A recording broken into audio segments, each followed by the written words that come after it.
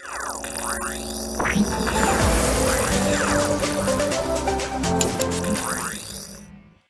everyone. This is the Inner Voice Show, part of the Evolving Mind series in the Togetherness media. I'm Dr. Foojan Zeine, a psychotherapist and the founder of Awareness Integration Theory. This is a show about what matters most in our life, our mind, our thoughts, feelings, actions, relationships, and our fulfillment in this beautiful journey of life. Today, I will share the tip of the week about how to share your power and allow others to be powerful around you.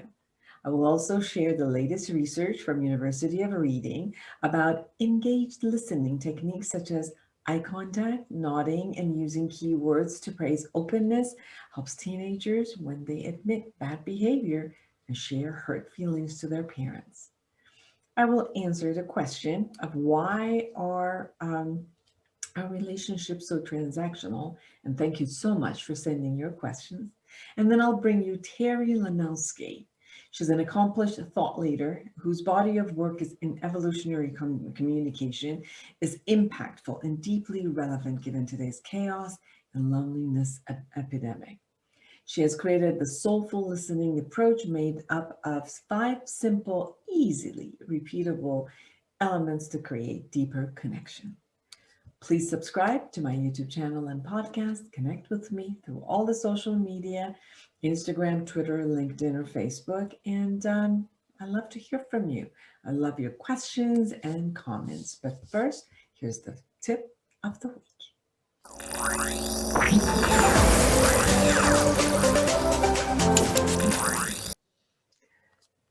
Here is the tip of the week. Now, there are times in our relationship when we feel powerful and at times powerless.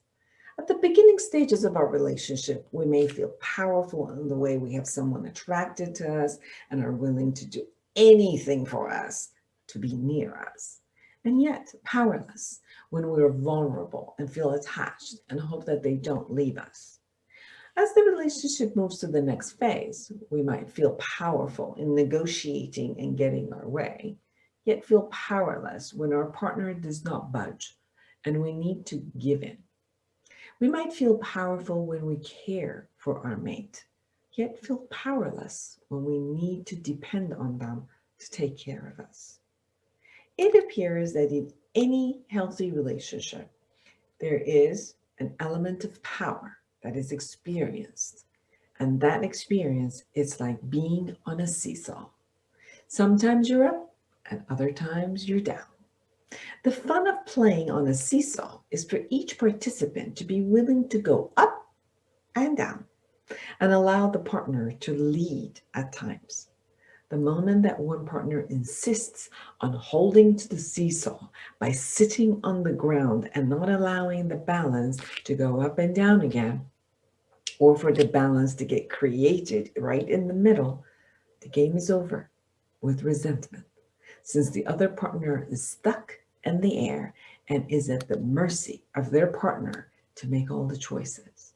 But a seesaw can be fun, it can be play, it can be allowing each one of us to have the upper hand and lower hand and go up and go down and play and enjoy time as we go through experiences together. The beauty of being in a healthy relationship is for each partner to feel powerful on their own, in their own world, and share the power, empower each other, allow their vulnerabilities to be shared, and rely on their partner's power to empower them. For this interaction to go smooth, partners need to feel safe with each other, knowing that the power that is experienced is not threatening in any manner, knowing that the power is being asserted for the benefit of us, not one over the other. If you're afraid of losing power in your relationship, follow these steps. Access your inner power. Be realistic about your abilities. Be aware of what you can and you cannot control. Focus on what is in your domain of influence or control. That is where you're powerful. Own your power. You don't need to prove it. Just own it and live it. Allow your partner to be as powerful as you are. It's much more fun that way, I promise you. Be realistic about their abilities. Don't expect something that they just don't have. Grant yourself and them to be as great and powerful as you are and can be. That goes with no fear. Be okay with your grandness and be okay with your partner's grandness. Feel proud of you and them. Negotiate and give the gift of compromisation and share with love. For more observational skills and empowerment skills, go to my book, Life Reset, the Awareness Integration Path to Create the Life You Want. Thank you.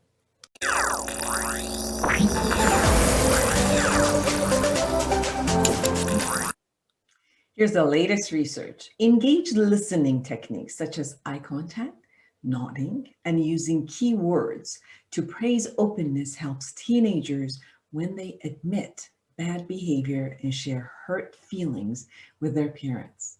University of Reading and Haifa researchers asked 1,001 13 to 16-year-olds to watch a staged conversation between a parent and a teenager about a difficult situation, with the parent adopting different body language and listening behavior in different versions. The participants, the teenagers who watched the versions where the parent was visibly attentive, stated that they would have felt better about themselves as the teenager and would be more likely to open up about their feelings again in the future. This study, the first to look at the quality of listening in isolation from other parenting techniques, revealed that being more engaged while listening made the teenagers feel more authentic and connected with the parent. Dr. Netta Weinstein, associate professor in clinical and social psychology at the University of Reading, who co-led the study, said, "We all know that listening to someone talk about their problems is an effective way of reassuring them and establishing a connection. However, until now, there has been little thought given to the quality of the listening and the difference that makes. The study shows that the parent-teenager relationship quietly listening to a teenager while showing them they are valued and appreciated for their honesty has a powerful effect on their willingness to open up. For the study published the Journal of Experimental Child Psychology, a roughly even split of male and female adolescents were recruited, with 3 identifying as another gender. The team found that active listening was equally important across all participants, all genders.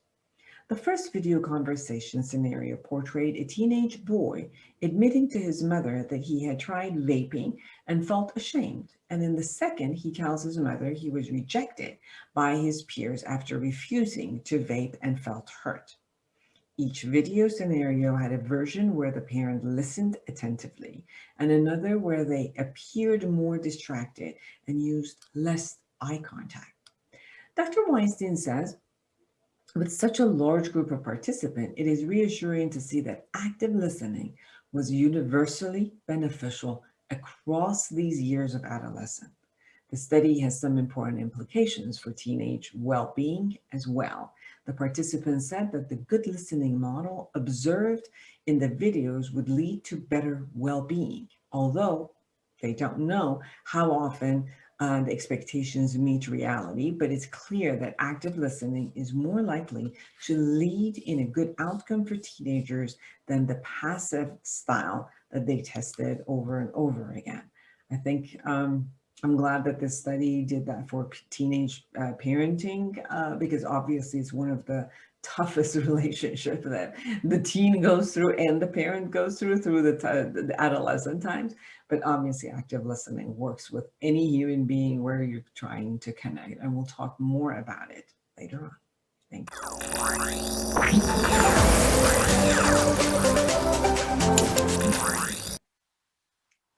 Thank you for all the questions that you send. I love it. So the question this week that was sent was, how come our relationships with the concepts of social media and time has changed into more of only a transactional relationship versus a heart-to-heart connection?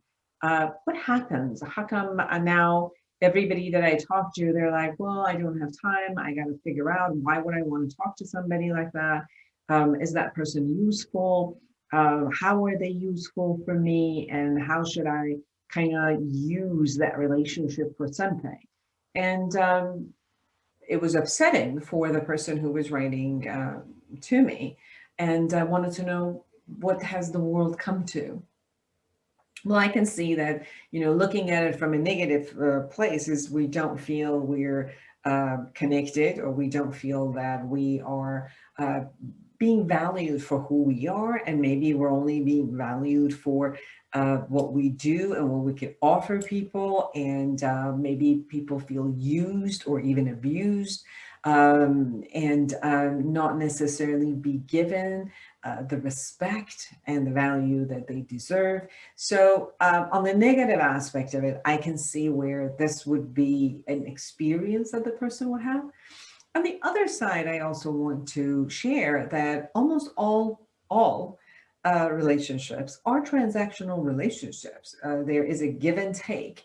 Even when we talk about a parent-child relationship, there's definitely still a give and take. And relationship by nature is a two-way street where people give, receive, and usually give what they are best at and they're skilled at. And they usually connect it to people who can give them what they need. And that's how usually we start with either our friendships, which is a mutual benefit or a mutual space that we're there and experiencing, even if we're part of the transaction is giving each other love. The commodity is still the love, the connection that we have together, the time that we spend, the learning that we get from each other. So you can really see that overall relationships are transactional. Yet, how is it that we can feel the human to human versus human to object, or just that is taking care of one person's need and not necessarily taking both people into account, is important to have in any of these relationships.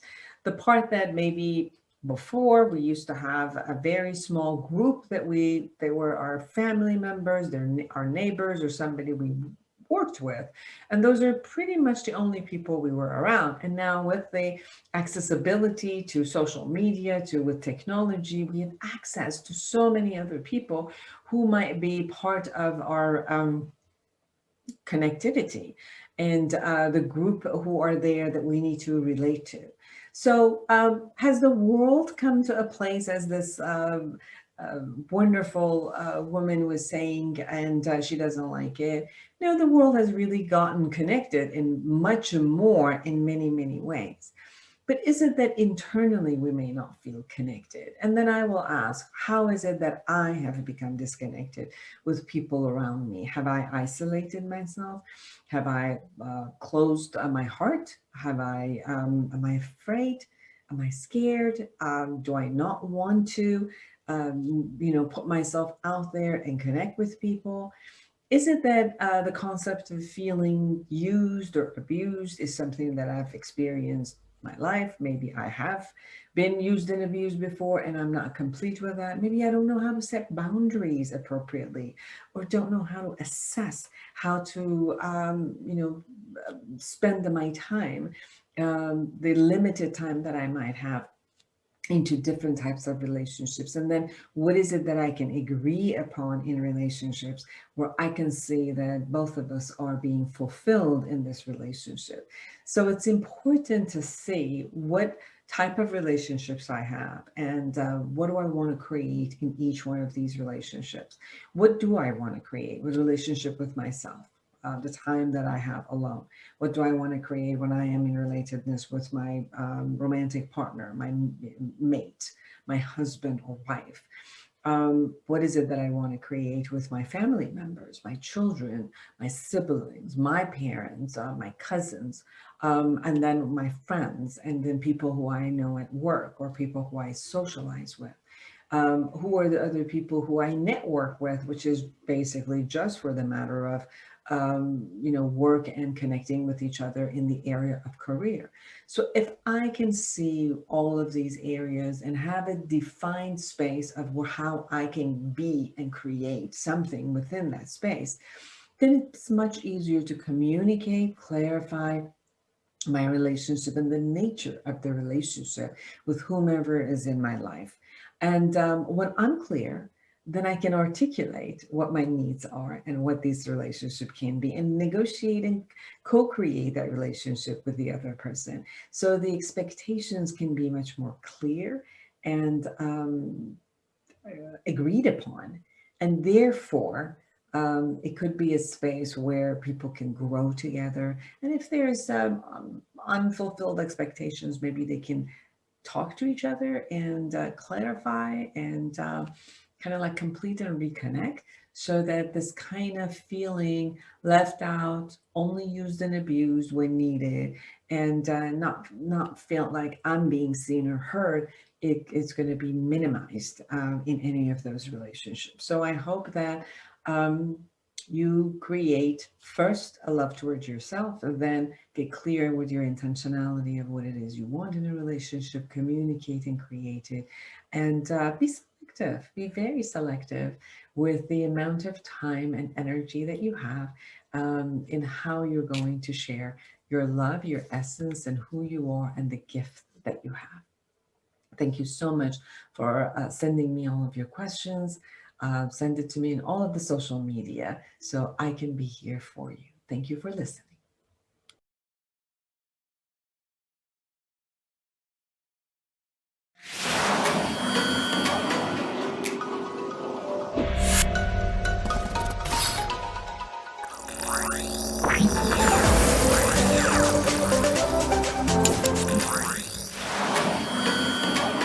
Togetherness Media.